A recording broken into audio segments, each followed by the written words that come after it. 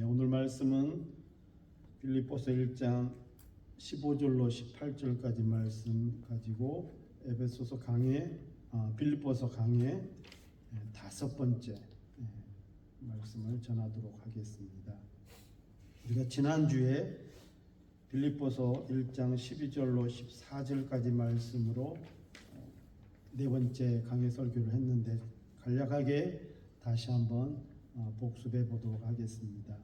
첫 번째로는 하나님은 장애물을 오히려 복음의 통로로 사용하신다. 아무리 감옥에 있을지라도, 바울이 지금 감옥에 있는 상태죠. 하나님의 계획은 그 속에서도 그런 상황일지라도 복음을 전하게 하신다.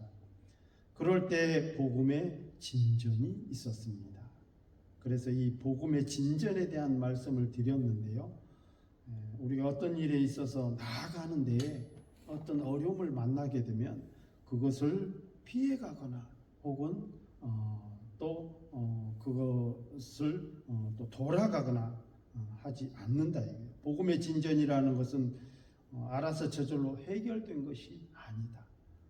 그러한 장애물이 있을지라도 극복하고 나아가는 것이다. 그래서 그 속에서도 바울이 누구인지, 그래서 바울의 입을 통해서 나오는 그 복음을 통해서 시위대 안이나 시위대 밖에서도 복음이 전해지게 되었다. 그리고 세 번째로는 어려움 속에서도 이 빌립보 교인들이 더욱 담대하게 복음을 전할 수 있었던 이유가 무엇이었는가? 그것은 그 어려움 속에 처한 당사자인 바울이 오히려 담대했기 때문이다. 그래서 죄도 그렇지만 신앙이라고 하는 것은 전념이 되고 전파가 된다. 그런 말씀을 드렸습니다. 즉 영향을 끼친다는 말씀이죠. 감옥에서도 찬양하고 기도하고 복음을 담대히 전하니 인간적으로 생각하면 위축될 수밖에 없고 조심스러울 수밖에 없고 소극적으로 될 수밖에 없지만 오히려 담대한 이 바울의 모습을 보고 빌립보 교인들이 힘을 얻어 오히려 더 담대히 복음을 전할 수 있었던 요인이 되었다. 그런 말씀을 드렸습니다.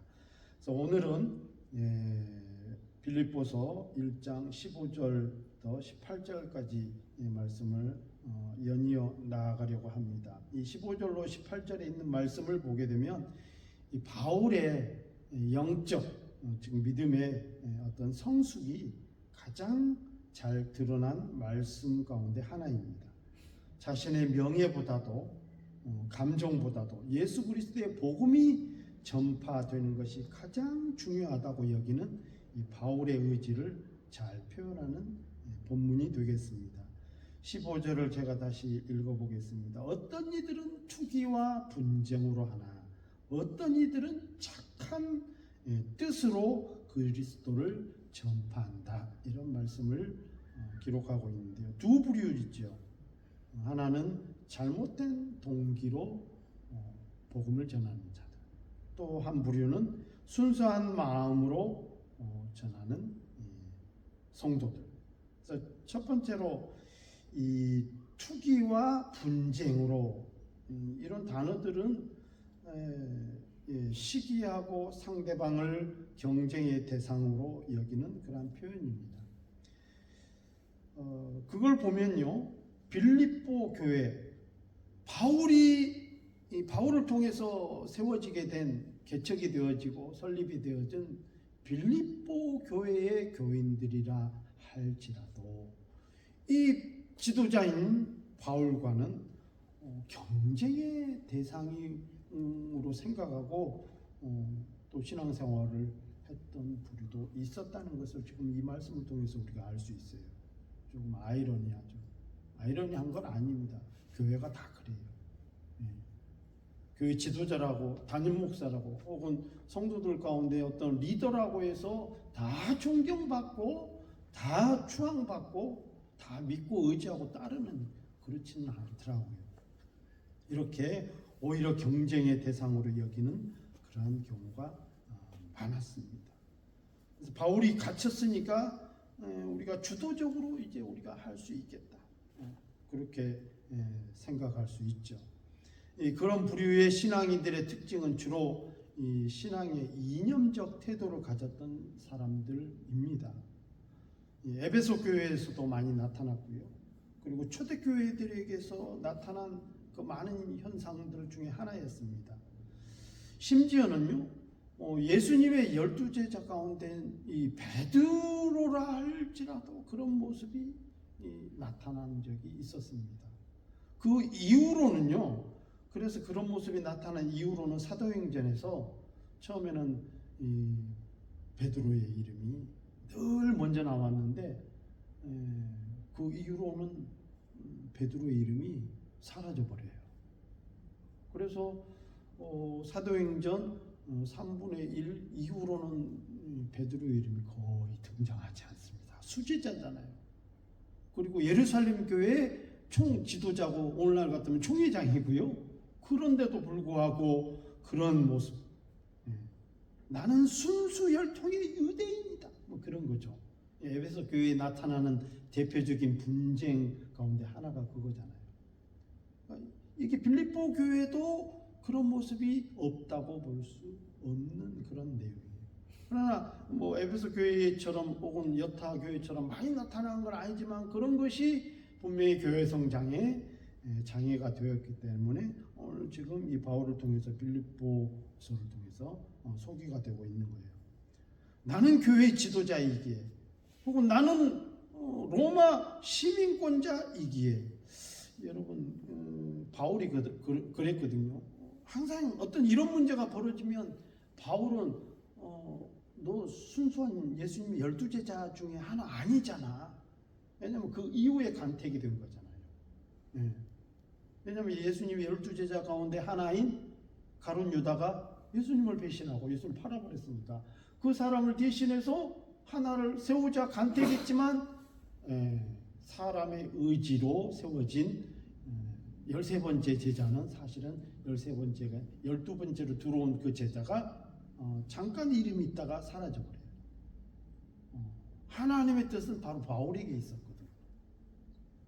그래서 정말로 부활하신 주님을 통해서 이 바울이 광야에서 2년 동안 훈련받고 그리고 그에게 나타나셔서 그래서 바울은 그가 꼭 이 분쟁 문제 때문에 너가 정통적인 사도 맞느냐 할 때마다 나는 사도 중에 사도다. 1차적으로는 정말 사도로 간택을 받은 거고요.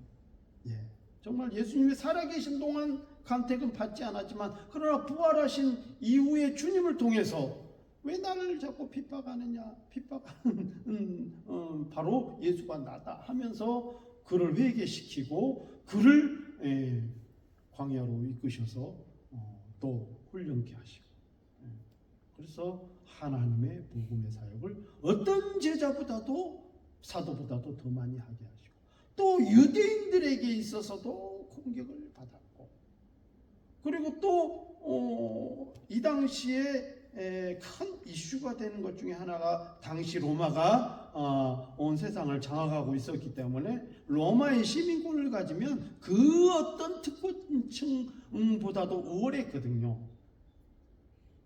분리하면 로마 시민권자들은 나 로마 시민권인데 교회 안에서 그런 얘기가 없었을까요? 있었죠. 근데 이 바울은 또 로마의 시민권자예요. 성경에 대해서 해박하고 그렇기 때문에 이 시민권자이기에 나는 어떤 영향력을 충분히 끼칠 수 있는 자리에 있기에 우월주의 혹은 분리주의 혹은 뭐 또 교리주의 그렇죠. 교리적으로 이념주의 혹은 특권의식 사도이기에 그러나 그런 부류에 대해서 지금 말씀하고 있다는 것은 그것이 결코 복음을 전하는 데 있어서 그렇게 큰 영향이 아니라는 것을 우리는 알아야 된다. 두 번째로는 이 착한 뜻으로 그리스도를 전파하는 부류의 사람이 있습니다. 제가 첫 번째 그리고 두 번째 나눠서 하지만 여기 15절에 16절, 17절 가면 구체적으로 또 나눠놨어요. 거기에 대해서 또 말씀을 드리려고 해요. 그래서 착한 뜻으로 그리스도를 전파하는 성도들, 이들은 첫 번째로 하나님을 사랑했고, 두 번째로는 하나님이 부르셔서 사용하신 자신들의 지도자로, 그래서 빌립보 교회가 세워진 거고요. 그래서 그는 하나님을 사랑할 뿐만 아니라 신앙이니까 당연히 하나님을 사랑해야 되고, 두 번째로는 그들의 지도자인 바울도 사랑했고요. 그리고 세 번째로는 본질인, 믿음의 본질인 복음도 사랑했다. 그래서 바울의 빈자리, 지금 매여 있으니까요, 감옥에. 빈자를 채우기 위해서 더욱 복음을 열심히 전하는 성도들, 이 사람들이 착한 뜻으로 그리스도를 전파하는 부류입니다. 같은 봉사나 헌신도 인정받기 위해 할 수도 있고요, 혹은 반대로 하나님을 사랑해서 할 수도 있습니다. 결과도 중요하지만요, 그것보다 더 중요한 것은 그 일을 하고자 하는 동기, 그리고 그 마음, 중심, 이게 더 중요하다. 이게 하나님은 중심을 보십니다. 그래서 16절에 보면 사랑으로 하는 성도다 이렇게 표현하고 있어요. 착한 뜻으로 하는 사람들, 이들은 내가 복음을 변증하기 위하여 세우심을 받은 줄 알고 사랑으로 바울의 빈자리를 메우기 위해서 열심히 복음을 전했다. 착한 목적을 가지고요. 그런데 17절은 그들은 뭐예요? 이 15절에 두 개로 나눴죠. 첫 번째로 투기와 분쟁, 두 번째로 어떤 이들은 착한 뜻. 그러면서 16절 넘어서 이들은이니까 어떤 이들은 그들 말에 가까운데, 그리고 17절에서는 그들은 저 멀리 처음 소개한 투기와 분쟁으로 한 그들은 나의 매임과 괴로움을 더하게 할 줄로 생각하여 순수하지 못하게 다툼으로 그리스도를 전파한다. 다툼으로 하는 성도들은 바울의 이 영향력의 기회가 우리에게 있으니 이제 우리의 기회다. 우리가 바울보다 더 많은 사람들을 전도하기도 하고 또 교회에 부흥도 시키고 모았다. 여러분, 이 믿음이라고 하는 것은 무엇을 하느냐도 중요하지만 그것을 왜 하느냐가 더 중요합니다. 이 당시 이 초대교회는 그 예수님 때부터도 그랬지만 사실 이 유대인들이 그 당시 상황이 국가적으로 상당히 암울하고 정치적으로, 경제적으로, 사회적으로, 문화적으로 모든 것이 피폐하고 어려운 시기인데도 불구하고 그들은 이 첫째도 둘째도 머리 끝부터 발끝까지 종교의 나라잖아요. 그래서 그런지 왜 그렇게 자존심 혹은 명예욕이 강력한지. 그래서 예수님 당시에도 보면 예수님의 대표적으로 12제자 가운데 첫 번째라 하면 베드로겠죠. 두 번째로 하면 요한, 야고보, 그죠? 첫 번째, 두 번째, 세 번째 서로 할 정도로. 그런데 이 야고보와 요한의 어머니가 와서 예수님께 선생님 만약에 하늘나라에 임금이 되신다면 우리 아들 요한에게 한 자리 주시고 또 이 야고보에게도 한 자리, 우측에 한 자리, 좌측에 한 자리 이렇게 주세요. 그랬을 때 예수님한테 혼난 사건이 사실은 잠깐 그 소개한 그 복음서에서 소개한 내용이지만 그 당시 시대상을 보여주고 있는 내용이에요. 유대인들은 특히 종교의 이념적인 민족이고 백성이라서 그런지 몰라도 굉장히 자존심과 이 명예욕이 어마어마한 그런 민족적 특성을 가지고 있습니다. 지금 오늘날도 그렇잖아요. 지금 전 세계적으로 경제적으로 사회적으로 많이 어려운 건 사실 관심 없고 이스라엘 보세요. 지금 어떤지. 전쟁을 끝내기로 했는데도 불구하고 지금 그런 건 안중이 없어요. 자신들. 오직 자신의 위안, 안위 이런 거에만 가득해요. 그리고 자존심이죠. 감히 내 나라를 건드려 뭐 그런 거죠. 그런 것처럼 초대교회도 엄청나게 그런 일이 많았어요. 오죽하면 네가 정통적 사도냐? 너가 유대인 출신이냐? 아니 그리스도로 예수님은 이런 걸 철폐하려고 오신 거잖아요. 나는 로마 시민권자다. 너 어느 지파냐? 그러다 보니까 그런 거 좀 불리한 사람들은 경제적으로 나는 영향력 있는 사람이다. 사회적으로 나는 이런 지위에 있다. 나는 공회 의원 가운데 나는 이렇다. 나는 바리새파다. 나는 사두개파다. 그런 얘기들이에요 다.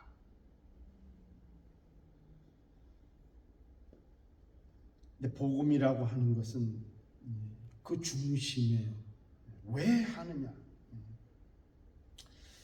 오늘 그 본문을 보면 이 다툼으로 분쟁으로 하는 이 자들이 전한 복음이 잘못된 복음이라는 것은 표현이 안 되어 있어요.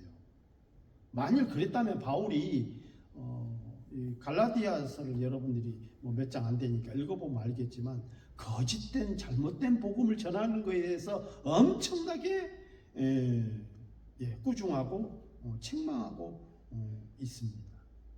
근데 오늘 빌립보서를 보면 그런 것 같지는 않아요. 단지 그들의 마음의 동기가 잘못되었음을 말하는 것이고 직접적 지적이나 꾸중이 아닌 이 간접적 표현으로 그들을 올바른 길로 인도하고 있는 의지를 보여주고 있습니다.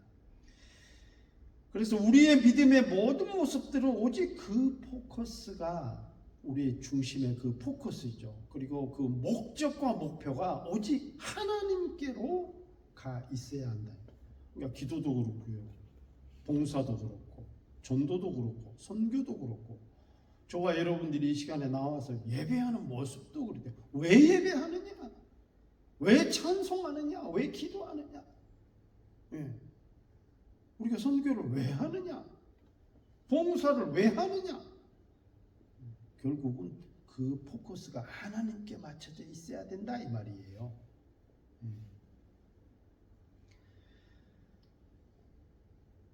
여러분 이 신앙에 대해서 제가 믿음에 대해서 말씀드릴 때에 잘못 이해하게 되면 항상 신념주의에 빠지게 되어 있어요. 신념 항상 나거든요. 쉽게 표현하면 그래요. 나는 할 수 있다. 나는 성공할 수 있다. 그래서 나는 포기하지 않는다. 항상 내가 기준인데 뭐 나쁜 것 같지는 않아요. 그런데 그렇게 되어지기 시작하면 결국 나를 위한 것이 되어지고 결국 그 결과물이 나를 위해서 이게 인정되어지고 혹은 그런 것이 평가되어지지 않으면 굉장히 힘들어합니다. 이게 신념이에요. 신앙은 좀 반대입니다. 잘못 우리가 이 신앙을 신념으로 혼동해서 하게 되면 출발점은 비슷한 것 같아요. 굉장히 또 좋은 목적으로 시작이 되는 것 같고, 여러분 한번 제가 좋은 이해가 될지 모르겠지만 이해가 되기 위해서 예를 하나 소개를 해볼 테니까요. 어떤 과학자가요, 한 과학자가 그 살아있는 그 쥐 5마리를 수조통 안에 물을 가득 채우고 그죠, 한 3분의 2 정도 채우고 집어넣었어요. 집어넣었더니 이 쥐들이 살기 위해서 굉장히 깊으니까 수조가 쥐들이 필사적으로 수영을 합니다. 살기 위해서요. 그렇지만 그 수조통을 나올 수는 없잖아요. 물속에서 허우적대다가 15분 만에 발버둥 치다 결국 수조에 모두 가라앉고 빠져 죽었습니다. 그리고 이 과학자가 다시 실험지 살아있는 5마리를 똑같은 수조에 넣고 그들이 죽기 직전에 15분 만에 죽었으니까 한 14분 정도 됐겠죠. 기진맥진해서 다 죽을 때쯤 다시 건졌어요.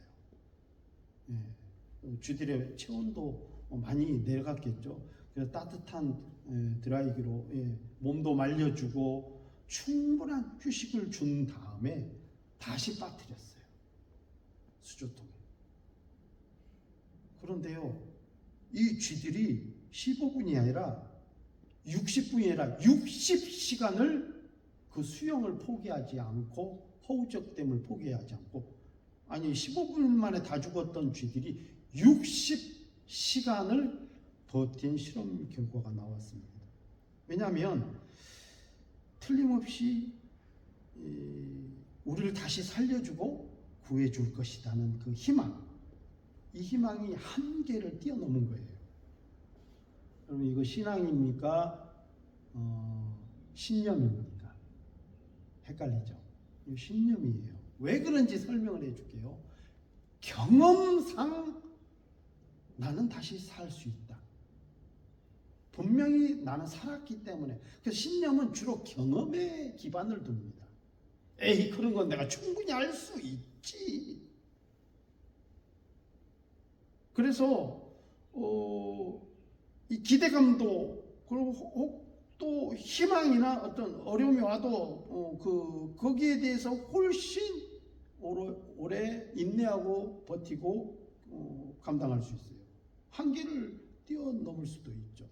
성경에서 이 말씀하는 믿음은 다릅니다. 신념은 나 혹은 경험, 그래서 결국은 그 결과물이 나를 위한 것이지만, 신앙이라는 것은 그 믿음은 오직 하나님을 신뢰하는 것이어야 돼요. 히브리서 11장 1절에 있는 말씀처럼 믿음은 바라는 것들의 실상이요 보이지 않는 것들의 증거니. 여기서 믿음이라는 것은 막연하죠. 막연한 긍정이나 혹은 자기 최면이 아닙니다. 하나님의 약속을 신뢰하는 거예요. 예를 들면 그 11장 그 말씀 1절을 제가 방금 읽었죠. 소개해드렸는데 그 1절 이하에 있는 말씀을 쭉 보면 신앙의 위인들이 쭉 나와요. 아브라함은 하면서 믿음으로 말미암아 그가 갈 바를 알지 못했으나 하나님의 인도하심을 따라 그가 믿고 나아갔다. 이게 믿음이라는 거예요. 여러분, 다윗은 전쟁의 왕이었습니다. 항상 이기는 전쟁을 했어요. 그런데도 불구하고 그는 자신의 실력을 믿은 것이 아니라, 그렇죠, 전쟁할 때마다 상대방이 어떤지 어떻게 알아요? 할 때마다 새로운 경험이잖아요. 그런데도 불구하고 하나님이 함께 하실 것을 믿었고, 바울은 감옥 속에서도 환경이 아니라 오히려 그 환경 속에 하나님이 나를 인도하심을 믿었다는 거예요. 신뢰했다는 거죠. 그래서 성경에서는 믿음은 항상 하나님이라는 대상이 있습니다. 경험하지 않아도요. 앞으로 어떤 일이 펼쳐질지 몰라도. 그러나 신념은 자기 경험치에서 나오는 게 거의 대부분이에요. 자기 지식, 아는 지식 범위에 있는 거예요. 그러나 신앙이라고 하는 것은 전혀 예상치 못한 일이 있을지라도 하나님이 말씀하셨으니까, 하나님이 계시니까, 하나님이 나와 함께 하시니까, 내가 10을 갖고 있어도 상대방이 100을 갖고 있어도 하나님이 만약에 그걸 원하시면 저는 전진합니다. 우리가 신앙이 진전에 대한 말씀도 하고 있잖아요. 그래서 빌립보서 1장 6절, 너희 안에서 착한 일을 시작하신 이가, 그가 누굽니까? 하나님이시잖아요. 그리스도 예수의 날까지 이루실 줄을 확신하노라. 즉 나는 믿는다, 그 말이. 누가? 바울이요. 빌립보 교인들, 너희도 부족하다 할지라도 괜찮다. 그 일을 시작하신 분이 하나님이시잖아. 이게 믿음이라는 거예요. 신념이 아닌 거죠. 하나님의 약속을 믿고 그분이 하실 것을 믿는 것이고, 그래서 따르는 것이고 순종하는 것입니다. 그래서 신앙은 변치 않는 거예요. 다시 우리가 본문으로 돌아와서, 바울이 지금 어디 있습니까? 복음을 전하다가 감옥에 있어요. 환경이 바뀌었습니다. 그럼 신앙도 변해야 돼요. 변함은 신념인 거예요. 옳은 일을 하다가도 어려움이 온다는 것이 성경이 말씀하고 있는 것이고 세상은 죄악 때문에 그렇다는 거예요. 그럴지라도 하나님이 약속하셨고 하나님이 인도하셨고 이 속에서도 묵묵히 하나님의 복음을 전하는 것. 그래서 우리가 이제 18절로 이제 넘어가 보면 그러면 무엇이냐? 거짓으로 하나 참으로 하나 무슨 방도로 하든지 그리스도가 전파되는 것은 그리스도니 이로써 나는 기뻐하고 기뻐하리라. 지금 이러한 고백을 하고 있어요. 이 말씀은 다소 이해가 쉽지 않은 표현입니다. 일반 이해 논리 안에서요. 내가 감옥에 있는데 나를 이용하다니. 그렇죠. 오히려 화가 날 수도 있습니다. 내가 없는 사이에 너희들이 그럴 수 있느냐? 착한 마음으로 하는 거야. 무슨 화날 일이 있겠습니까? 서운한 마음이 있겠습니까? 실망감이 있겠습니까? 전혀 관계없는데 그런데도 불구하고 그 심리적으로 괴롭고 어려움이 있을 수밖에 없는데도 불구하고 바울은 그리스도가 전파되는 것이라면 괜찮다, 나는 기뻐하고 나는 좋다 이 말이에요. 왜 이런 표현을 했어요? 바울의 관심은 오직 하나님께 있기 때문이에요. 복음이 전파되는 것, 그것보다 더 중요한 것은 내 삶에 없다. 그는 자신의 영향력, 자신의 자존심, 자신의 인기 이런 것들보다도 오직 그리스도의 이름이 전파되는 것이 더 중요했기 때문에 그런 마음을 가졌다는 거예요. 이 빌립보서의 핵심 단어가 바로 기쁨이거든요. 기쁨. 그리고 복음 이퀄 기쁨. 바울. 이런 모습이 진정 그리스도로 사는 사람이고 은혜를 입은 사람이고 하나님의 사랑을 받은 자의 모습입니다. 우리가 하나님의 사랑을 입어야 하는 이유가 여기 있는 거예요. 우리가 하나님의 은혜를 경험해야 하는 강력한 이유가 여기 있는 것입니다. 제가 15절부터 18절 오늘 설교 처음 시작할 때에 소개한 내용이 그래요. 바울의 신앙의 영적 성숙의 모습이 가장 잘 드러난 본문이다. 나의 믿음에 오직 포커스, 그리고 오직 그 골, 나의 목표는 그리스도의 복음이 전파되는 것. 여러분, 우리 인생의 삶에 있어서 가장 기뻐하고 좋아할 일이 그리스도의 복음이 전파되는 것. 어떻게 보면 정상적인 사람이 볼 때는 미친놈이죠. 뭐가 미쳤겠어요? 그분의 사랑을 경험했기 때문에 그래요. 저는 단언하고 확신합니다. 그분의 은혜를 경험하고 예수님의 그 은혜를 한량없이 경험하고 받아본 사람은 이 말이 무슨 말인지 이해한다는 것을 저는 확신해요. 그럼요. 어떻게 보면 그렇게 이 작은 교회에서 복음을 계속 전할 수 있는 에너지와 힘이 어디서 나오겠냐 이 말이에요. 그것은 그분의 은혜를 알기 때문에. 세상 사람들이 볼 때는 정상적이지 않죠. 그래서 우리가 그분의 사랑과 은혜를 입어야 되는 이유가 여기 있어요. 그래서 그 은혜를 구해야 합니다. 아버지의 사랑을 경험하고 싶습니다. 복음의 은혜를 경험하고 싶습니다. 그 사랑과 그 복음을 경험한 자가 교만할 수가 없고요. 이기적일 수가 없고, 소위 요즘 말하는 복음을 가진 믿음의 사람이 보수니 진보니 개파니 어느 지방이니 어느 출신이 그러지 않습니다. 왜 요즘 교회가 기독교가 그렇게 됐는지 모르겠어요. 복음을 가진 자는 그런 데에 빠질 수가 없다니까. 지금 바울이 빌립보서에서 내내 하는 말씀, 에베소서에서 내내 하는 말씀이 그 내용이에요. 저희가 지난 1년 동안 에베소서 내용을 쭉 살펴봤고 빌립보서도 다르지 않다는 거예요.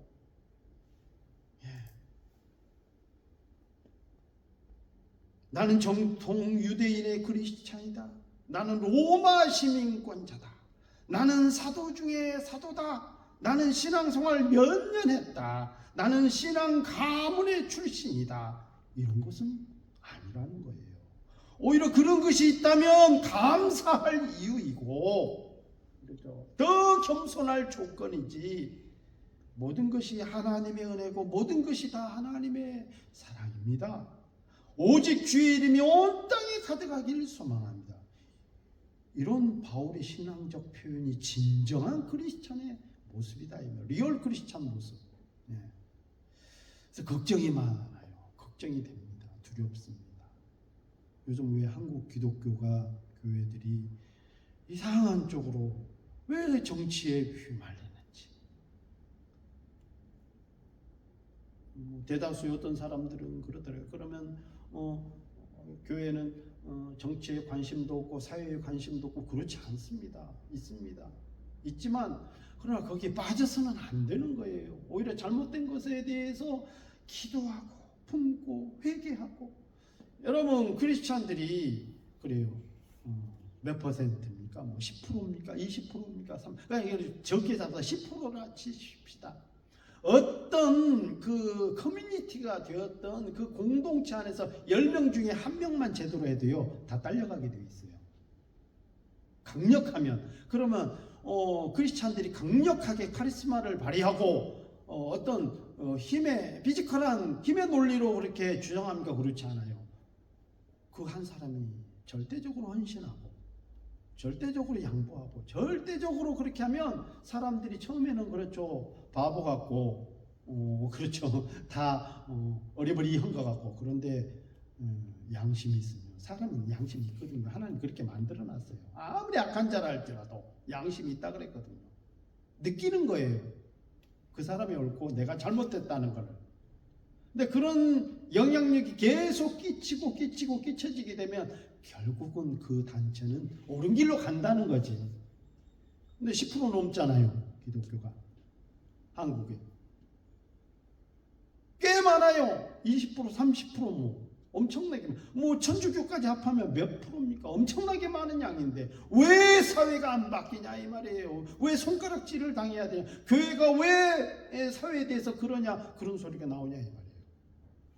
그렇게 안 해도 그 정도 퍼센트면 이 리얼 크리스찬, 이 바울처럼 진정한 복음을 가진 영향력이라고 하면 그런 얘기 안 들어요. 난 너무 많아져서 그런가 그런 생각이 들어갑니다. 우리 주님은 많은 사람들이 다 구원받기를 원하는데 많고 적음의 문제가 아니라 복음이 잘못된 방향으로 가고 있기 때문에 그렇습니다. 복음이 그렇지 않습니다. 지도자가 복음을 잘못 오역하거나 혹은 예수님도 그랬잖아요. 장님을 인도한다고. 그러면 구덩이에 빠지는 거죠. 벼랑으로 떨어지는 거고. 교회 안에서 특히 교회가 커지고 성도들이 많아질수록 누가 더 인정받는가, 누가 더 큰 사역을 하고 영향력이 있는가, 누가 더 유명한가, 그런 걸 놓고 늘 경쟁하는 일이 발생할 수 있습니다. 그러다 보면 투기와 다툼, 분쟁으로 연결되는 거죠. 바울이 빌립보 교인들에게 역설적으로 묻고 있는 내용이 오늘 본문의 말씀입니다. 누구 이름이 높아져야 되는가? 교회의 목적은 목회자의 이름도 그리고 교회의 이름도 아니라, 그리고 혹은 어떤 영향력 있는 성도의 이름도 아니라 예수 그리스도 그분의 이름이 높아지는 것입니다. 오늘 말씀을 또 정리해 보십시다. 하나님은 우리의 동기 즉 중심을 보십니다. 성숙한 그리스도인들은 자신보다는 복음을 먼저 더 생각합니다. 믿음의 최종 목적과 목표는 그리스도가 높아지는 것, 그분의 이름이 전해지는 것, 이것입니다. 내가 드러날 것인가? 예수 그리스도의 그분이 드러날 것인가? 묻는 신앙의 삶. 바울은 자기 중심적 이 삶에서 신앙인이라고 하는 것은 그리스도 중심적으로 삶으로 변화되는, 빌립보 교인들이 그러기를 지금 교훈하고 있는 내용입니다. 그는 감옥에 갇힌 상황보다도 오히려 그리스도가 전파되는 것을 최고의 기쁨으로 여기는 믿음. 이는 모든 신앙인 그리고 신앙의 지도자들이 본받아야 하는 영적 성숙의 모습입니다. 우리 이 말씀을 기억하면서 참 하나님의 은혜와 참 하나님의 사랑을 경험해서 정말 그분의 은혜와 사랑을 경험하면요, 굳이 설명 안 해도 다 알아요. 그리고 그렇게 하지 말라고 해도 아버지의 이름을 높일 수밖에 없어요. 그 사랑과 은혜가 아니고 죄악으로 관영하였기 때문에, 오히려 죄에 대해서 더 가깝기 때문에 그 은혜와 사랑을 경험하지 못했기 때문에 그렇게 되는 거죠. 그분의 은혜를 진짜 경험하면 달라지더라고요. 그런 은혜가 있어서 여러분의 평생의 삶이 오직 주님을 높이는 신념이 아닌 신앙의 삶을 살기를 주의 이름으로 축원합니다. 기도합시다.